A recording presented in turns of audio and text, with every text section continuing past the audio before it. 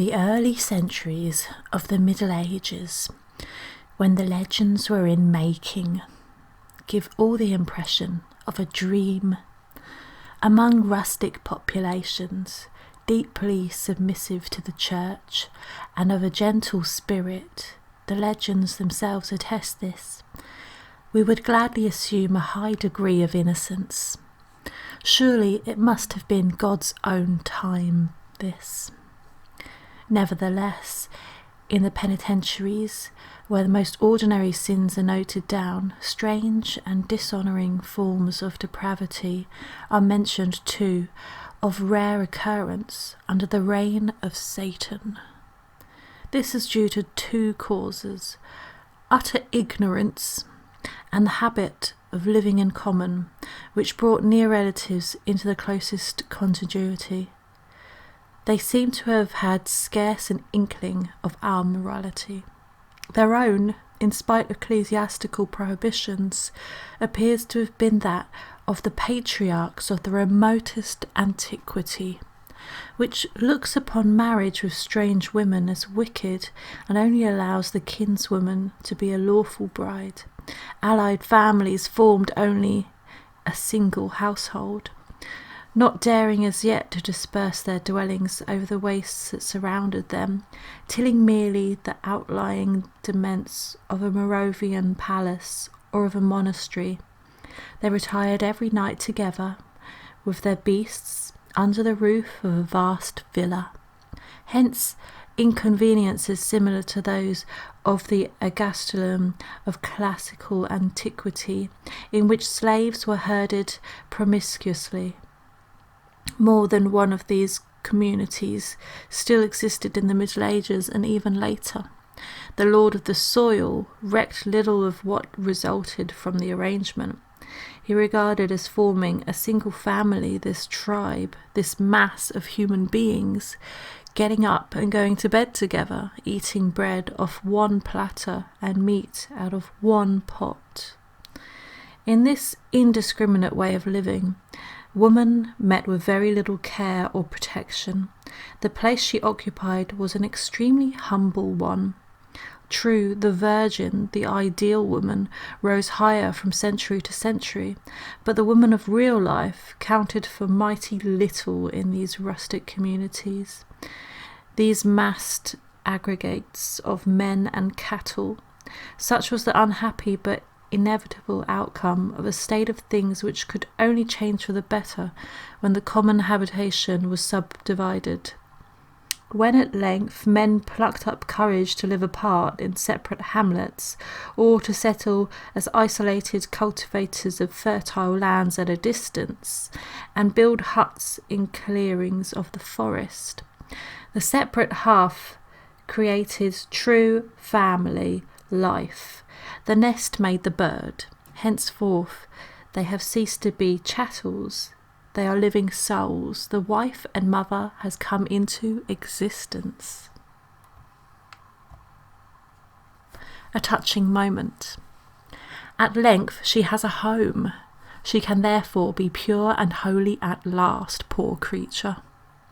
She can brood quietly over a thought, and undisturbed as she sits spinning, dreaming dreams while he is abroad in the forest. The hut is wretched enough, damp and ill-built, and the winter wind whistles through it. But to make up for all defects, it is silent. There are dim corners in it where her dreams can find a lodgment. She is an owner now, possesses something of her very own. Distaff, bed, chest is all the household has, as the old song says. But soon a table will be added, a bench or a couple of stools, a poorly appointed house, but its furniture includes a living soul. The firelight heartens it. The consecrated bush of box guards the bed, to which is often added a pretty bunch of vervain. The lady of this palace sits spinning at her door, watching a few sheep the while. They are not rich enough yet to keep a cow, but this will come in time if God blesses the house. The forest, a bit of pasture land, a hive of bees that feed on the heath, are their livelihood. They do not grow much wheat yet, having no certainty of reaping a crop so long in growing. This life, poverty-stricken as it is yet less hard upon the wife. She is not broken with fatigue, made old and ugly before her time, as she will be when the time of farming on a large scale has arrived. And she has more leisure too.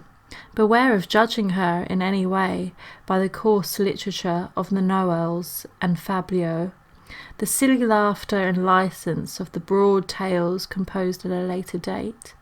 She is alone, without neighbours. The evil, unhealthy life of dark little shut-in towns, the prying into each other's affairs, the pitiful, perilous scandal-mongering, none of this is begun yet.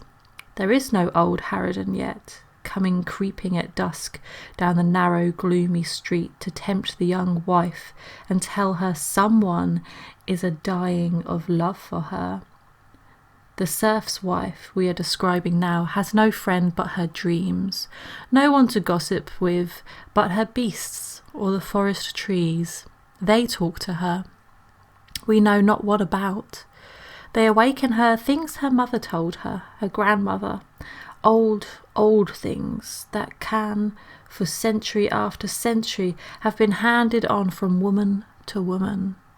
Harmless memories come back of the ancient spirits of the country, a gentle, genial family religion, which in the common life just quitted and its noisy promiscuity had doubtless lost most of its force, but which now returns like a ghost and haunts the lonely cabin. A strange, dainty world of fairies and elves made to appeal to a woman's soul. Directly, the great stream of invention that produced the saintly legends runs dry and stops. These other legends, older and equally poetical, but in a totally different way, come to share their vogue with them and reign softly and secretly in gentle hearts. They are the woman's especial treasure, which she fondles and caresses. A fairy is a woman too, a fantastic mirror in which she sees her own self, only fairer and daintier than the reality. What were the fairies? What we are told is that in old days, queens of the Gauls, proud and fantastic princesses, at the coming of Christ and his apostles, were wickedly impertinent and turned their backs. In Brittany they were dancing at the time and never stopped, hence their cruel sentence. They are doomed to live on till the day of judgment. Many of them are reduced to the tiny dimensions of a rabbit or a mouse. For instance, the Cauriguans, fairy dwarfs, who at night time at the foot of the old druidical stones ring you round with their elvish dances. Or, to take another example, the lovely Queen Mab, who makes her royal coach out of a walnut shell. They are a trifle capricious, and sometimes mischievously disposed, and what wonder considering their unhappy destiny? Whimsical and tiny as they are, they possess a heart, and crave to be loved.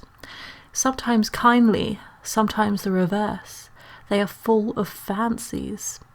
At the birth of a child they come down the chimney, endow the babe with gifts good or bad, and fix its fate. They love good spinsters, and spin divinely themselves, to spin like a fairy, the good wives say. In the fairy tales, disencumbered of the absurd ornaments the latest editors have dressed them out in, is found the people's very inmost heart.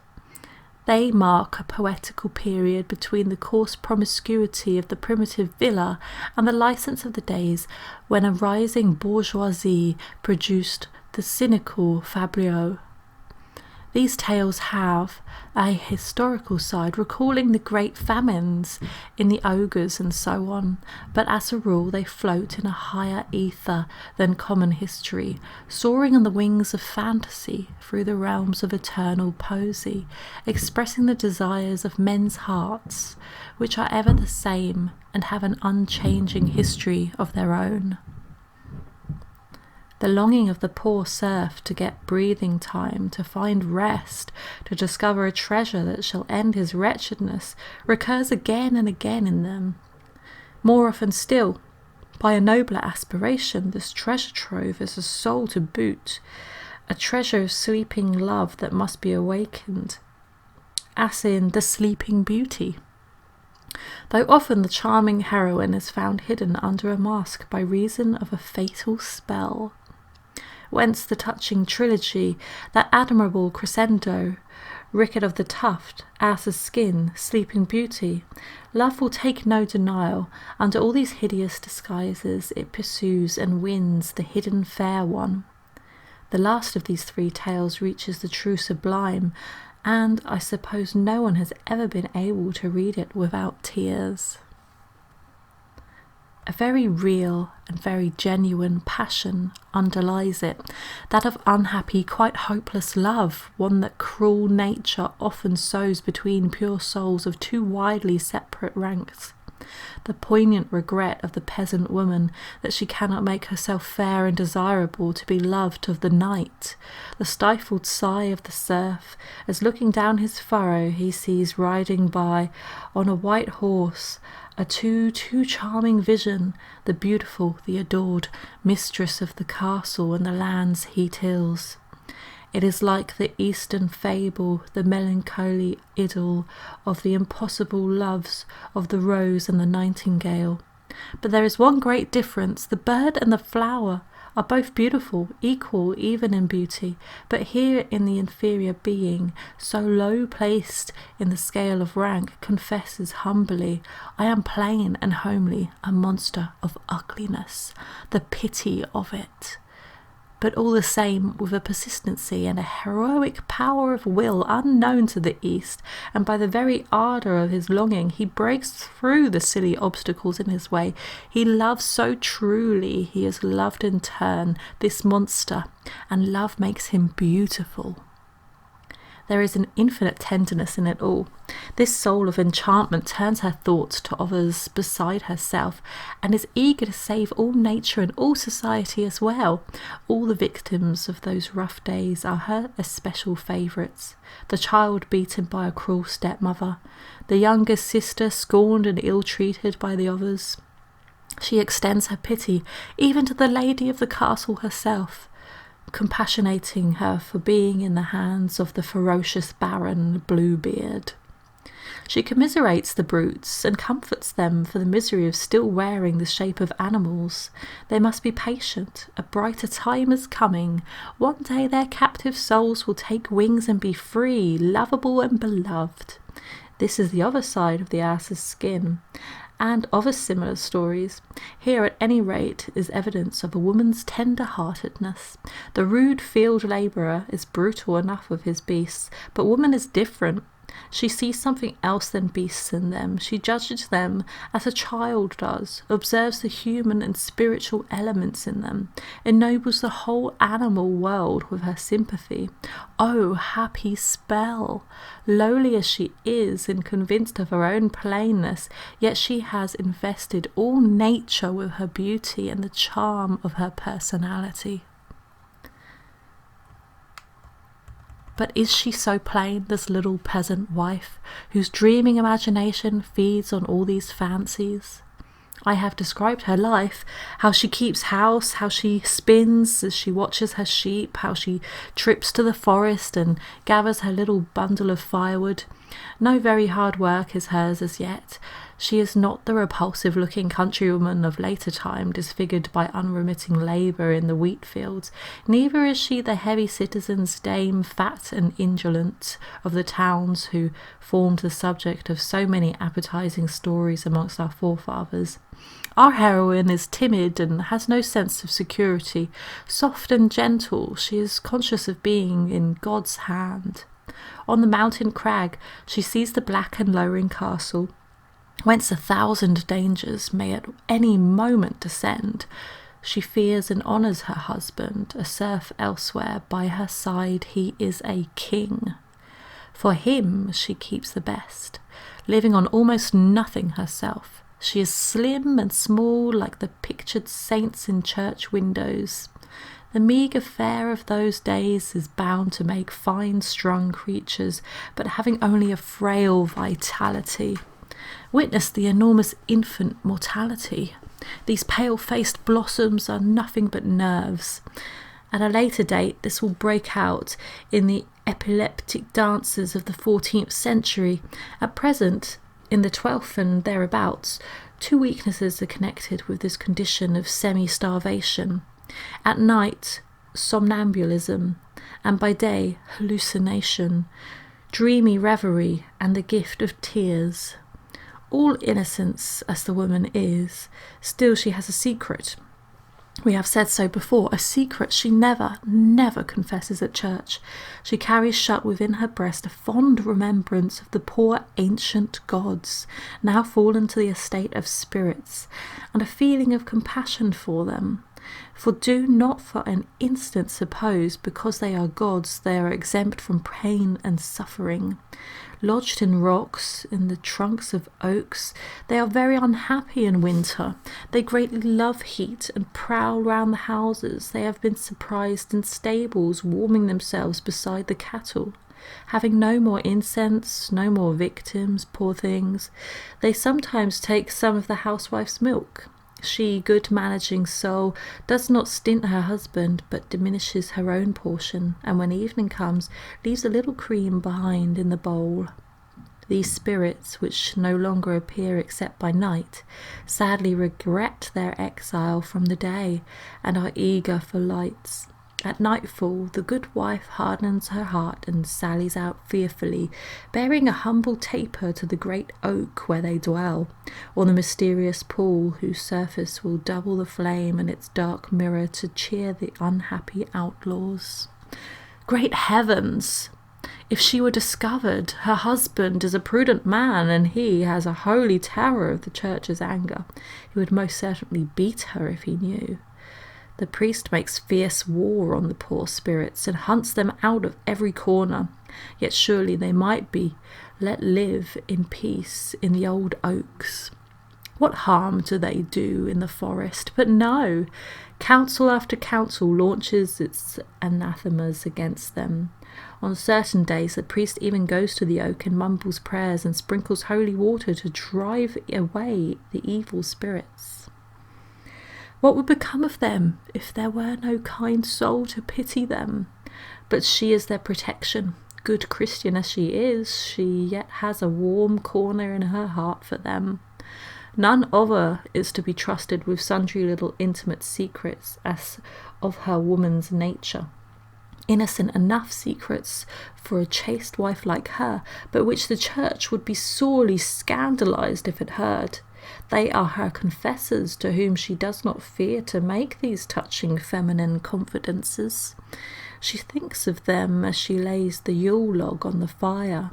It is Christmas, but it is the old feast of the spirits of the north as well, the feast of the longest night, the same of the vigil of May night, the privilegium of Maya, when the mystic tree is planted.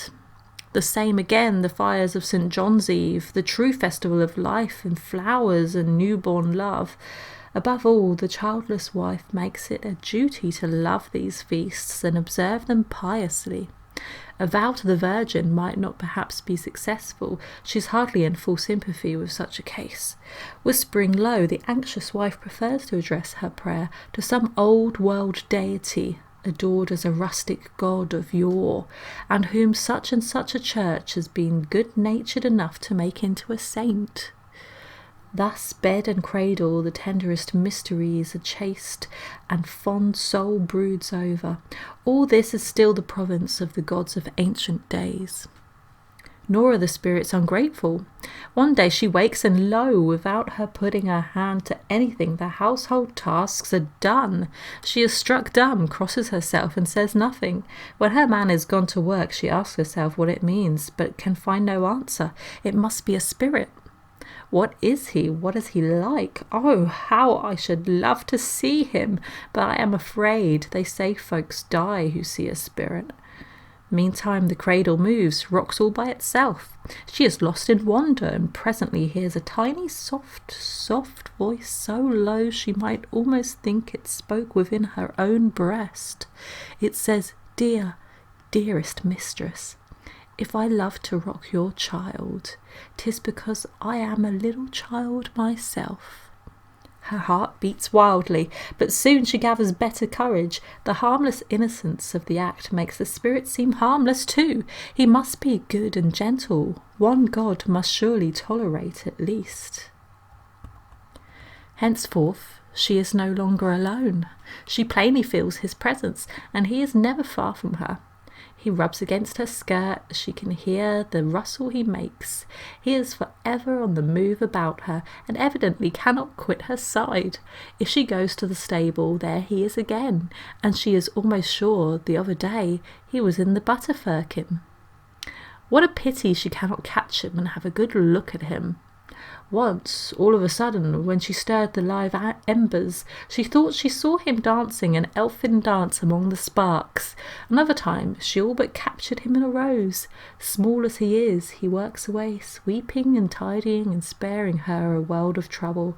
All the same, he has his faults. He is volatile and overbold, and if he were caught, he would most likely escape.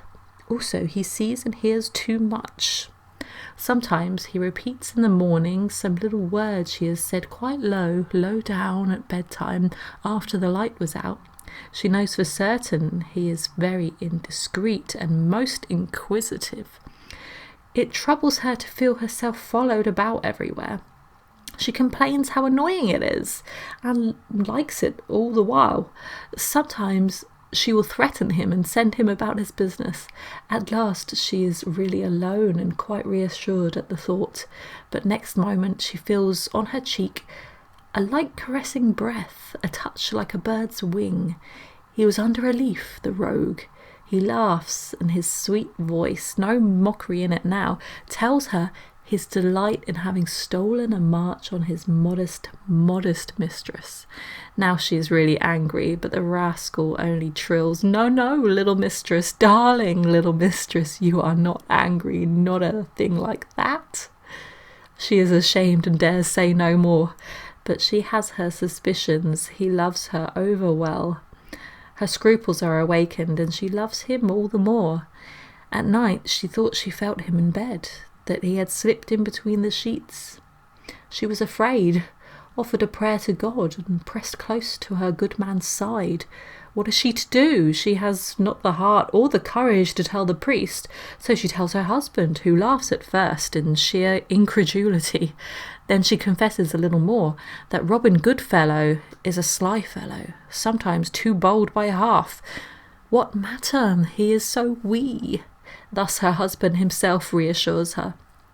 Are we also to be reassured, we who can see more plainly?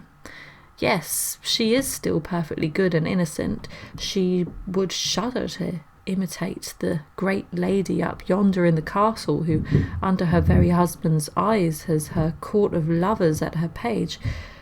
Still, we must allow the elfin lover has made good progress already. Impossible to have a less compromising page than one who can lie hid in a rose.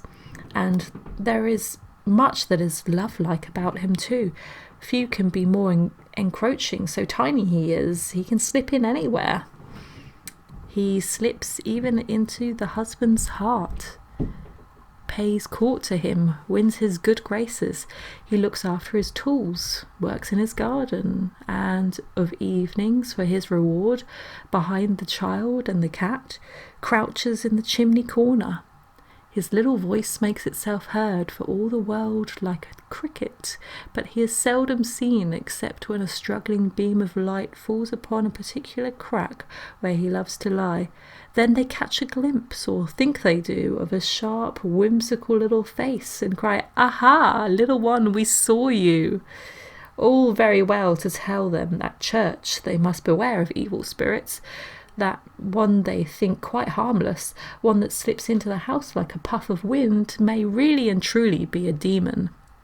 They take good care not to believe a word of it. Why? His littleness is proof enough of innocence, and certainly they have prospered more since he came. The husband is as sure of it as his wife, perhaps surer. He is firmly convinced the dear, frolicsome little brownie makes the happiness of their home.